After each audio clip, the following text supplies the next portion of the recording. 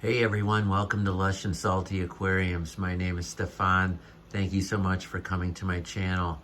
So I am sitting in the chair center of my fish room and looking left at 32-gallon long, or sometimes called bookshelf aquarium, that's on my racking system.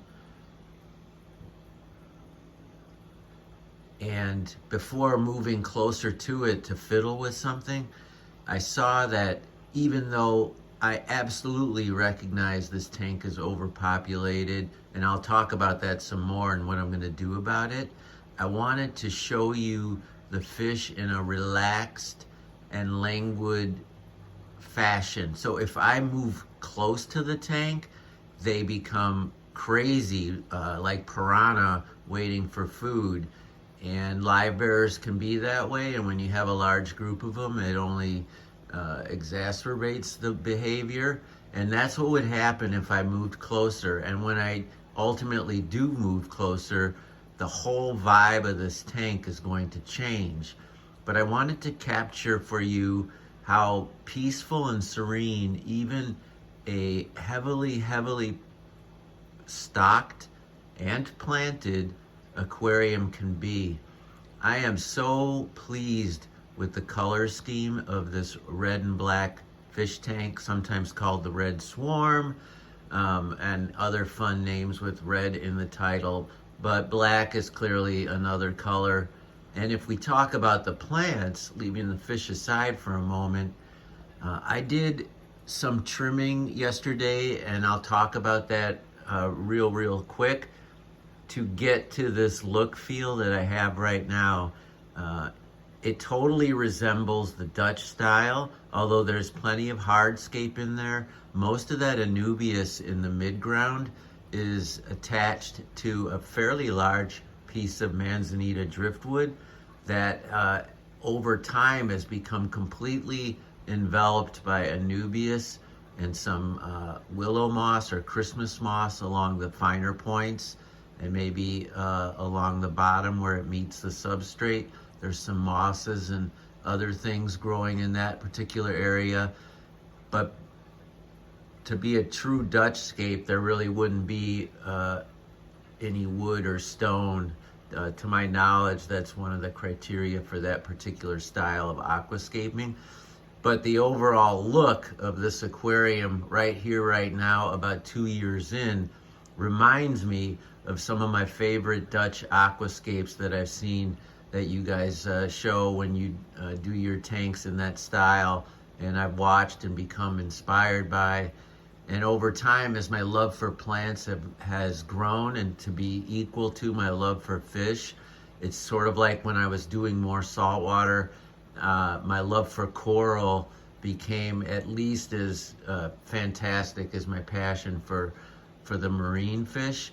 And so be it with the plants. It's like the same thing. And the more high-tech, or the more knowledgeable I become, and the more technology evolves, I'm talking about lights and CO2, stuff like that, the more we're able to get coral-like growth and colors from what honestly in the wild are mostly weeds, many of them invasive.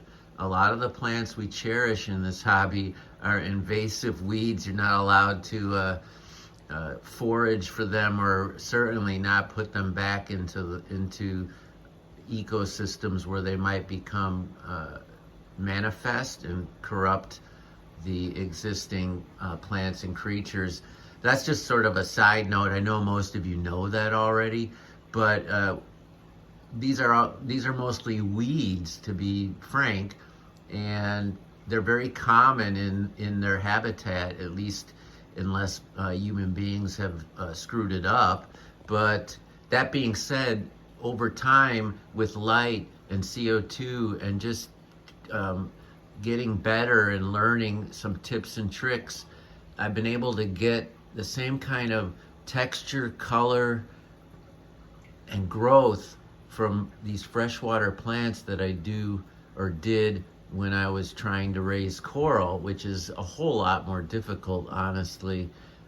Comparing marine and freshwater, marine is definitely advanced aquarium keeping on all levels. And I don't do it much anymore. I know it's in my name, Lush and Salty. I currently don't have a saltwater tank. I converted it to the huge freshwater display in my dining room. But if you look on the left, and the reason I'm not going in super close is I love this serene languid, the way the fish are all just minding their own business, shoaling. They're not chasing, they're not trying to mate, they're not trying to fight, they're not flashing. And while all that behavior can be wonderful and exciting, the original inspiration for a lot of us is to get peace of mind, to feel much more connected to the natural world.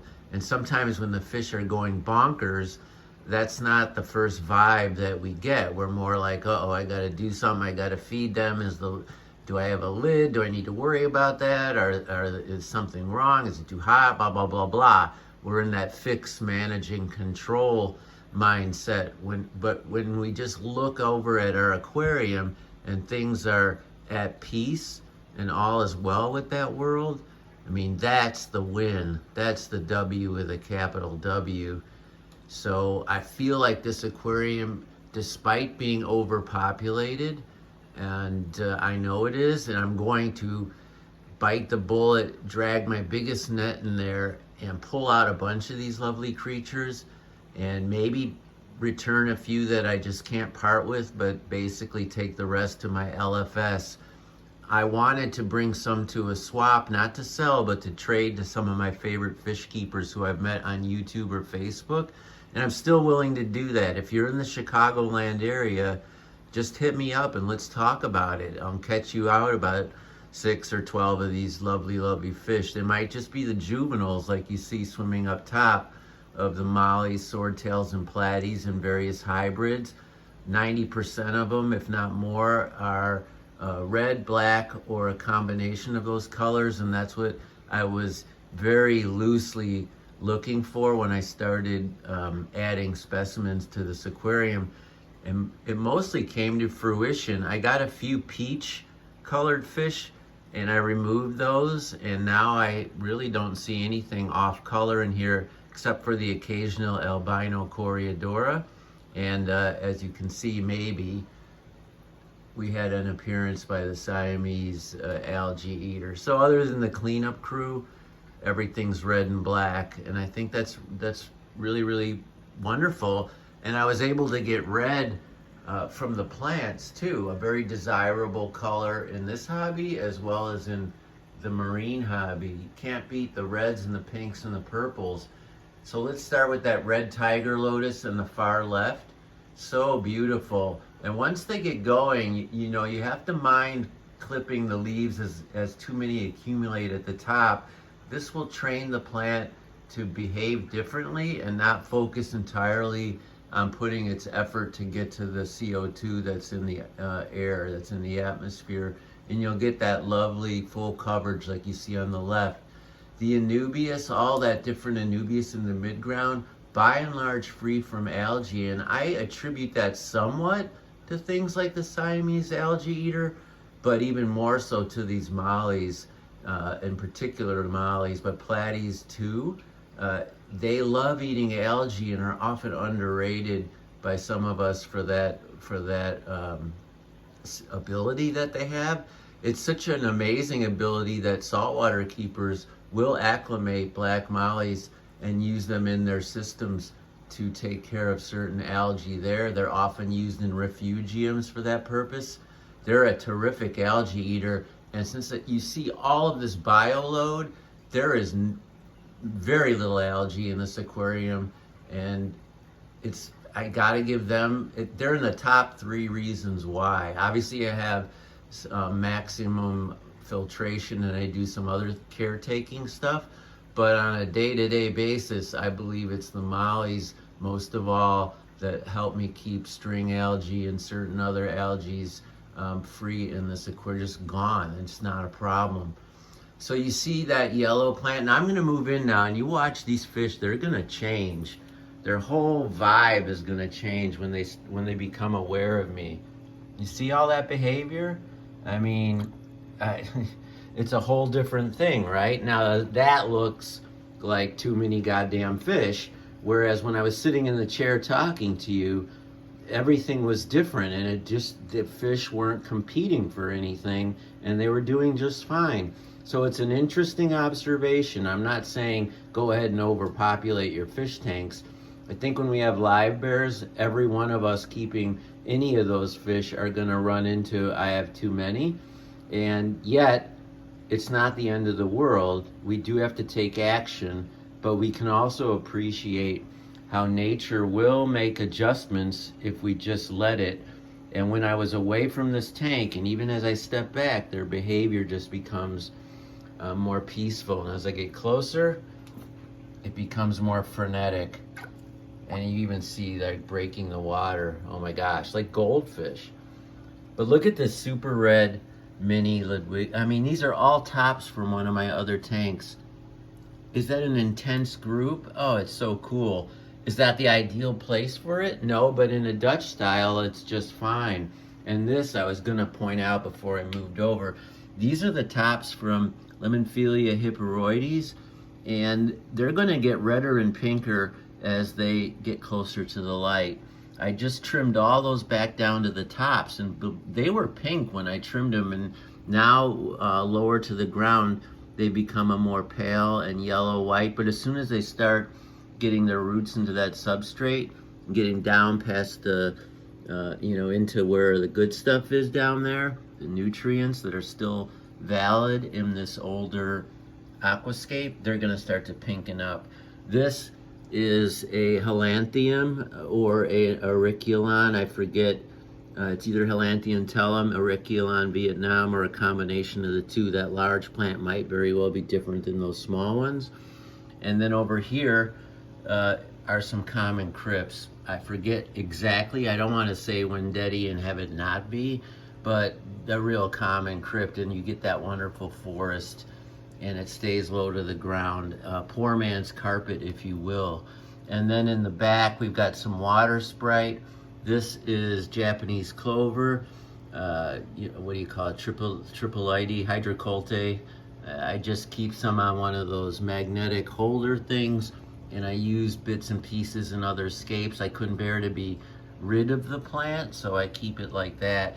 I've got Brazilian pennywort up top, and then the wonderful curtain of Vallisneria in back.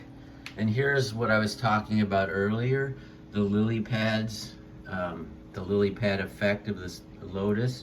It's fine to have a couple up there, but if you let the plant think it's the highway to get CO2 in the atmosphere, it will do it. And what I want to encourage and continue to encourage is the new growth down here, and have it show its color and health lower into the water column as opposed to being spoiled by coming up to the top. Just that's an observation and a tip, if you will, that I picked up over time. I don't have science necessarily to back it up. It's more an experience thing. These are two small specimens of mermaid weed. I talked about that plant in a recent video. They're really cool looking like that. They almost look like a specimen of coral.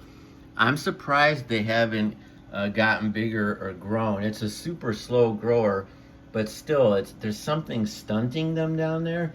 And I will tell you, just like with the sturgeon repens here, I'm okay with that because it works in the rhythm, in the piece, as I move backwards, of this aquascape. There's something nice that they're not dominating over in there, that there's room to breathe, hard to believe as it may be in an aquarium like this, but there is some space between all those foreground plants. And as you know, based on what I just showed you, there's no true carpeting plant in here. I do get a carpet effect from the cryptocorn on the right, just like I could from the Helanthemum tellum, which I do in my Iwagumi. I'm using that plant as sort of an unorthodox choice for an Iwagumi.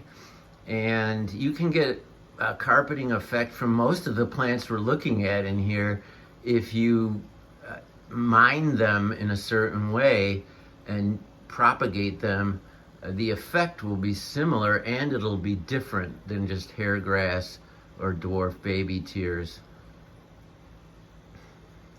Now the fish are, even though I'm further away, they're so, it's Pavlov's dog. They are like, you got to the tank, you basically touch the water with your camera, where the hell's the food?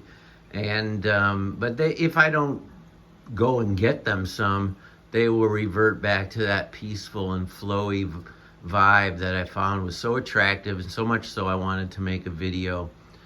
Before I close, again, if you're in the Chicagoland area, let's make an arrangement. Come over to my fish room, or I'll meet you somewhere with a bag, a group of these. We could talk about the terms, but trust me, they won't be very consequential from your perspective.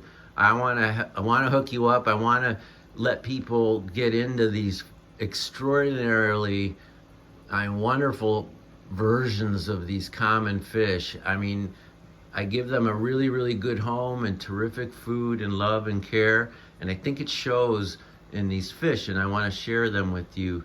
So, just reach out the way you want to reach out.